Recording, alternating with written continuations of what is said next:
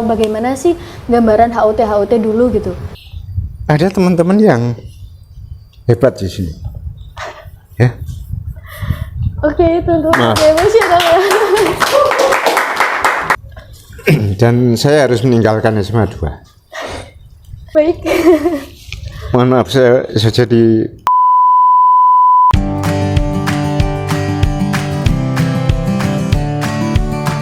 Baik, tadi kan kita udah bahas tentang HUT ke-46 sekarang ya Pak ya. Ya. Mungkin bisa diminum dulu. Ini minumannya. bisa diminum nih. Bisa dong, bisa, monggo. Wah, gelasnya semadanya loh. Oke. Mari kita bahas tentang HUT dari masa ke masa nih Pak. Nah, ini kan saya sebagai siswa Semada yang angkatan sekarang nih, angkatan 46, kelas 11 nih kebetulan saya pengen tahu nih, mungkin teman-teman juga pengen tahu bagaimana sih gambaran HUT dulu gitu, dan perbedaannya sama yang sekarang tuh apa gitu. Ini Suasananya gitu, euforianya perayaan HUT. Perkembangannya seperti apa? Awalnya memang HUT itu dari kreativitas siswa, maka hanya siswa-siswa yang kreatif saja yang mungkin punya terobosan saja. Sementara yang saya pernah alami itu ada anak atau kelompok satu angkatan yang punya terobosan juga, walaupun tidak semuanya, tapi terobosan itu artinya selalu berbeda dengan kegiatan sebelumnya, dan itu memang harus. Seperti contohnya ketika saya ini saya aja di seksi dekorasi waktu itu, dan itu nampaknya hampir tiap tahun saya sebenarnya sekali-sekali ya pengen jadi seksi konsumsi lah gitu. Ternyata tidak pernah saya dapatkan itu selama ini. Saya tidak pernah gitu ya, ya. Iya, saya tidak pernah dapat itu. Paling mentok di perlengkapan. Jadi tapi yang mesti itu di dekorasi, karena saya pernah meletakkan perbedaan di tahun sebelumnya dengan tahun berikutnya itu, dengan mungkin pernah dilihat ya, nggak tahu, saya lupa sendiri tahunnya karena terlalu banyak yang saya lakukan ya, sehingga saya lupa. Ketika saya mengubah posisi drum, saya mengubah posisi tertentu gitu, properti tertentu harus saya masukkan, itu ternyata direspon yang bagus gitu. Wih, kok begitu? Nah, itu yang saya harapkan tumbuh di teman-teman sekarang. Saya masih suka karena masih ada generasi penerus yang berada di SMA 2. Salah satunya adalah para guru yang lulusan SMA 2. Paling tidak bagi saya, karena saya tinggal 4 bulan lagi pensiun. Maka yang ingin saya sampaikan gini. Ada teman-teman yang hebat di sini, ya. Oke, itu untuk emosional ya. Bisa mungkin ada tisu. Oh, tisu. Oke. Nah, dan saya harus meninggalkan SMA 2. Baik. Mohon maaf, saya jadi ya, selama 36 tahun lebih Pak Jaya ada di sini berproses dengan kami di Semada. Sangat berat ya untuk kami kalau misalkan Pak Jaya harus meninggalkan kami untuk purna. Ya, gini, saya masih senang karena ada teman-teman guru yang masih ada di sini, dan saya yakin jiwanya pasti betul-betul masih ada, karena itulah yang rasa memiliki itu yang harus ditumbuhkan. Maka mereka lah yang akan menjadi generasi-generasi yang penerus, menjadi advisor yang luar biasa, menjadi pemompa semangat bagi anak-anak yang luar biasa. Itu harusnya seperti itu nanti. Ya, untuk guru muda. Saya pensiun itu sudah sebuah perjalanan hidup dan harus saya lakukan. Iya, karena sebuah tugas negara juga ini kan, dan bagaimanapun ada akhirnya, dan Pak Jaya pun harus istirahat sebagai guru, tapi tetap bersemangat untuk mungkin ini untuk guru-guru yang alumni Semada gitu ya, jiwanya dulu pernah menjadi murid Semada, dan rasa kepemilikan, rasa apa ya, hatinya untuk Semada itu masih ada gitu di sini, dan itu mungkin bisa jadi salah satu pemompa untuk Semada lebih baik ke depannya gitu. Amin. Baik. Wah, ini sangat emosional ya teman-teman. Untuk episode kali ini saya juga ikut terharu. Luar biasa sekali Pak Jaya. Baik, mungkin kita next pembahasan kali ya Pak ya. Nah, ini kan kebetulan kita lagi pakai kaos HUT nih Pak ya. Ini HUT tahun kemarin ya? Tahun 45. Ke 45 tahun 45. Yang saya pakai ini tahun 43. 43 apa ya? Warna merah ya, 43 sepertinya. Nah, ini kan setiap tahun itu menjadi tradisi ya Pak ya. Jadi tradisi untuk setiap acara HUT itu selalu branding kegiatannya itu bikin kaos dan merchandise lain gitu. Selain sebagai branding juga sebagai income untuk pendanaan gitu ya. Nah, pertanyaannya ini pertanyaan yang fun dulu nih. Kaos mana yang paling nyaman yang Pak Jaya suka pakai gitu? Entah itu alasannya karena desainnya bagus, atau kainnya nyaman, atau karena ngerasa keren aja pakai kaos itu. Mungkin lebih yang mana? Kalau saya untuk kaos itu sebuah kewajiban bagi saya. Apakah itu nyaman dipakai, apa itu desainnya bagus ataukah apapun, saya harus membeli. Dan kebetulan saya punya sebenarnya. Hanya sekarang udah banyak yang ya karena terlalu lama, mungkin ada yang koleksi saya tidak banyak juga. Hanya kurang lebih hanya sekitar 8-9 tahun yang lalu ya yang saya punya itu. Saya sendiri awal tahun mulai kaos itu kapan juga saya nggak hafal itu. Gitu. Jadi semuanya nyaman-nyaman aja dipakai ya? Karena saya bangga. Itu saja. Jadi bangga. Anak untuk membeli itu bukan karena kaosnya jelek, bukan karena desainnya jelek, bukan karena kaosnya bagus, bukan karena warnanya tidak cocok dengan saya. Tidak ada dari saya. Saya memang suka dengan warna tertentu, tetapi karena tahun ini karakter SMA 2 menggunakan warna hitam misalnya, saya suka tidak suka saya harus beli, karena itu menjadi kebanggaan buat saya itu. Dan ini harapannya juga kepada seluruh siswa, dan ini juga sebuah tantangan buat anak-anak OSIS, bagaimana menumbuhkan rasa bangga itu pada diri kita, supaya ini loh, aku loh arek SMA luru. Ketika saya memutuskan saya anak SMA 2, maka jiwa, tindak tanduk kita, sikap kita harus mencerminkan anak SMA 2. Jangan sampai mencemari nama SMA 2, menjelekkan dan sebagainya. Walaupun kita tidak bisa 100%, tapi setidaknya ya hanya 3-4 orang saja yang kalau toh mau nyimpang silahkan. Tapi ya itu harus ada treatmentnya untuk mereka. Kira-kira gitu ya. Seperti itu. Jadi teman-teman, ini ada kaos-kaos dari masa ke masa. Oke.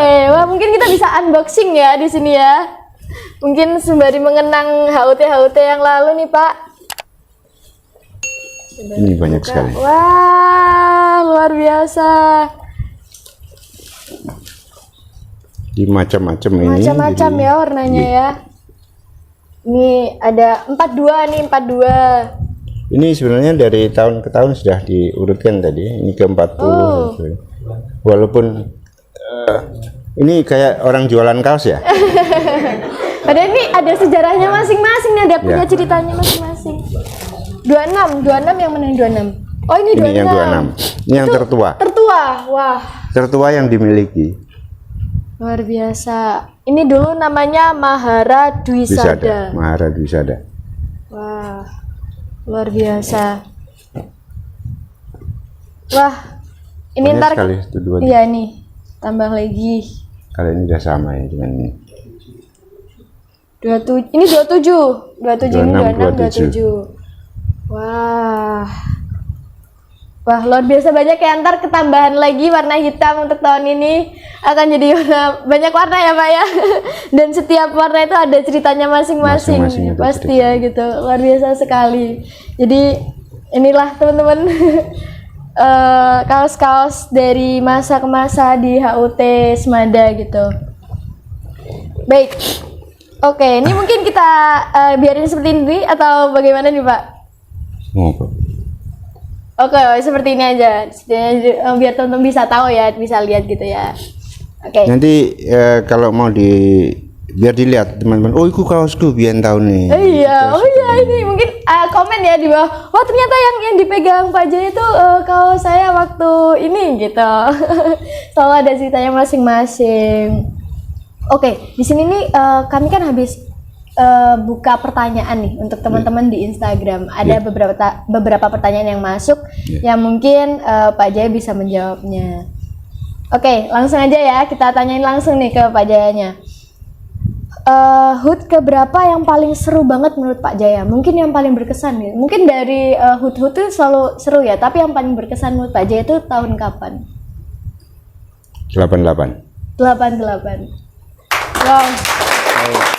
Tahun 1988 karena itu boleh dikatakan prestasi saya yang pertama dengan anak-anak dan itu yang paling berefek pada angkatan-angkatan berikutnya. Sehingga saya anggap itu yang monumental. Jadi karena kita buat itu kalau dulu tidak seperti sekarang hanya banner begitu saja. Kalau dulu enggak, kita harus membuat konstruksi, termasuk konstruksi dengan triplex.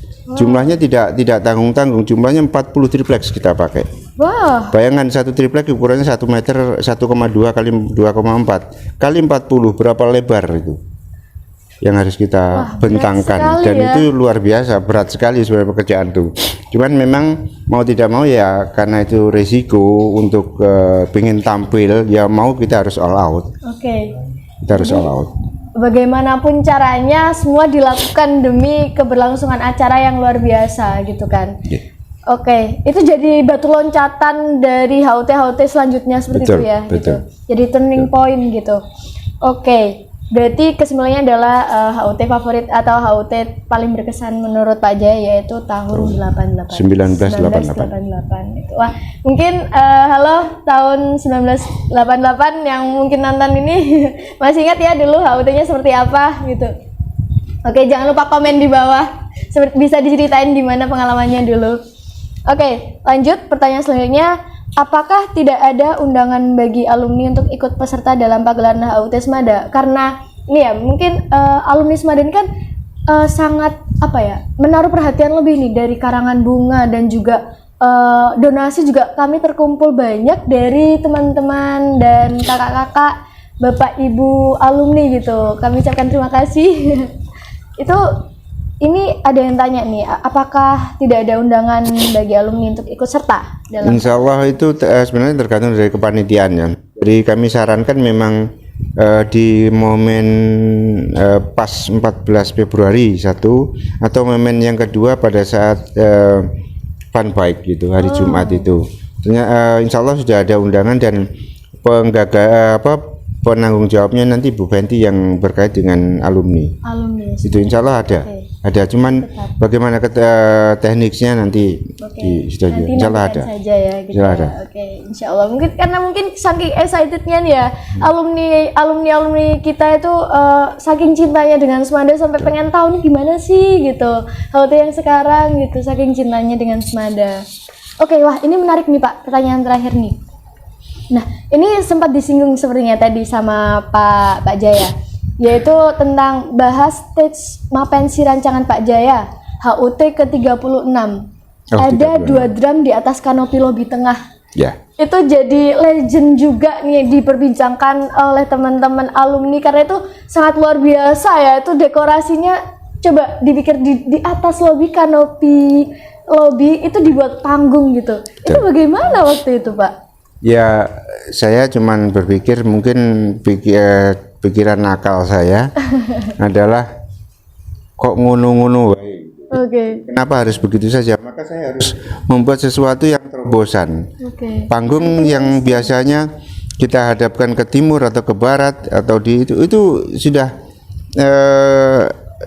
kalau nilai itu average saja lah. Biasa Maka aja ya gitu. supaya mainstream. Maka saya cobalah. Iki umpama drum dungkana rono ya apik koyoke. Kita coba seperti itu. Kita coba begini, kita coba rancang. Oh iya, cukup. Oke. Tim dekorasi maka mengikuti itu semua. Jadi rancangan itu semua. Akhirnya terjadi dan ternyata banyak yang mengapresiasi. Wah, luar biasa itu aneh itu dan bagus gitu. Ide gila, mungkin tahun-tahun berikutnya bisa dipakai lagi ya untuk redekor dari inisiatifnya Pak Jaya waktu itu. Berarti emang itu ide gilanya Pak Jaya ya? Kira-kira begitu. Wah, luar biasa sekali sampai dikenal sampai sekarang gitu. Yang bisa jadi pengalaman yang luar biasa untuk teman-teman pada saat itu. Oke, kalau menurut Pak Jaya nih, kemasan perayaan HUT impian Pak Jaya seperti apa sih? Ini pertanyaan yang sulit ini. Waduh, pertanyaan yang sulit. Bagaimana mungkin? Saya sulit untuk menjawabnya kalau kemasan versi saya karena memang berkait dengan era atau zamannya sekarang, anak-anak yang lebih ke arah sosial media ya, yang banyak maka memang bagaimana apapun. Kadang-kadang kan kita tertipu karena sosial media ya, kita ditipu itu banyak. Artinya banyak yang misalnya yang makanan yang biasa menjadi luar biasa ketika ada di sosial media. Maka kalau itu yang penting bagi saya adalah ada inovasi. Kalau inovasi berarti orang akan hidup karena dia berpikir, dia berinovasi. Dan tinggal bagaimana mengolah inovasi ini masuk ke sosial media. Kalau di sini ya mungkin biasa-biasa saja. Saya minum kopi begini saja biasa. Mungkin. Tetapi karena olahan dari fotografi atau olahan dari editingnya sehingga menjadi luar biasa kopinya. Orang bisa minum biasa, tapi nanti ini coba. Tetap harus ada kreativitas, ada inovasi, baru nanti olahannya teman-teman dari yang punya kemampuan untuk mengolah di sosial media itulah yang harus berperan. Baik, bisa saya simpulkan bahwa Pak Jaya itu ingin cara mengemas kita sebagai remaja gitu ya, sosial media, mengemas acara ini tuh dengan baik, branding yang baik kepada masyarakat luar melalui sosial media seperti itu, dan bagaimana bisa dilihat bahwa kalau acara ini tuh emang acara yang luar biasa keren gitu, seperti itu. Jadi bagaimana kita mengolahnya biar acara ini terlihat luar biasa di kalangan masyarakat sekitar SMA Negeri 2 Lumajang. Oke, untuk mungkin terakhir nih, harapan untuk HUT Semada ke depannya apa nih Pak? Ini juga kalau harapan yang jelas saya ingin selalu berubah di setiap tampilan, di setiap acara untuk kegiatan HUT ini, karena kalau toh misalnya contohnya sekarang ada terobosan baru, karena memang mungkin dunia saya adalah dunia seni yang harus syarat dengan kreativitas, maka mau tidak mau itu selalu harus ada terobosan sesuatu yang baru, dan ini harus dikomunikasikan dengan advisor tadi. Jadi kalau sudah dikomunikasikan, maka insya Allah akan sinerginya itu akan bagus, hasilnya akan bagus. Dan contohnya begini, ketika kaos itu tidak menjadi poin pokok dalam pendanaan, mendapatkan anggaran dari sana, maka terobosannya adalah bagaimana menutupi kebutuhan anggaran dari situ. Maka berdayakan stakeholder, entah itu dari sponsor, entah itu dari mana, itu menjadi terobosan sehingga tidak terlalu membebani anak, karena anak akan terbebani. Maka untuk mengurangi itu, ayo terobosannya harus pinter-pinter. Dan kalau sudah, yang terpenting sebenarnya saya melihatnya anak-anak yang sekarang itu masih cenderung individual ya. Padahal yang terpenting ketika kita berada di satu kepanitiaan, selalu saya tegaskan bahwa jangan menganggap diri Anda paling penting. Jangan menganggap diri kita tidak penting. Semua penting. Jangan ngomong bahwa saya yang paling penting. Oh, saya tidak penting. Itu juga tidak boleh. Jadi semua penting karena ini adalah satu tim. Teamwork itu kalau sudah ada yang mengatakan aku yang paling penting, maka hancurlah teamwork itu. Oke. Ini pembelajaran untuk teman-teman kepanitiaan dan juga lainnya juga, dan juga siswa-siswa lainnya tentang teamwork nih. Ada pembelajaran baru dari Pak Jaya gitu. Yang selalu disuarakan Pak Jaya adalah terobosan inovasi baru yang harus terus dikeluarkan oleh anak-anak muda, tapi tetap dengan pantauan advisor untuk bagaimana tetap ada di jalan yang benar seperti itu. Walaupun dengan ide-ide gilanya, tapi tetap ada di jalan yang sebagaimana mestinya. Seperti itu nggih Pak nggih. Siswa yang punya ide gila harus di-cover oleh guru-guru yang punya ide gila juga. Oh, siap. Baik, itu adalah sebuah notes nih dari Pak Jaya. Karena dengan inovasi kita akan tetap eksis dan hidup gitu. Oke. Baik. Untuk terakhir kalinya juga, bukan terakhir kali, aduh jangan gitu deh. Pesan-pesan untuk Winandita muda nih, closing statement untuk Winandita, untuk teman-teman Semada sekarang. Kalau satu kalimat agak berat, hanya begini, selalu saya mengatakan bahwa seperti yang miliknya merek sepeda motor, jadi inovasi tiada henti dan kreativitas tanpa batas. Oke. Oke, baik. Terima kasih Bapak Jaya. Sama-sama. Terima kasih. Ini adalah satu kehormatan untuk saya bisa ngobrol bareng di sini dengan Pak Jaya. Wah, luar biasa, saya jadi ikut merasa terhormat dan merasa terharu di sini bisa menjadi host di episode yang luar biasa seputar HUT Semada ke-46. Sekali lagi terima kasih banyak. Sama-sama. Dan semoga sukses untuk HUT Semada ke-46 tahun 2023. Oke, terima kasih. Baik, kami tutup. Wassalamualaikum warahmatullahi wabarakatuh. Waalaikumsalam warahmatullahi wabarakatuh. Sampai jumpa kembali di podcast Kanguru, Kangening Guru.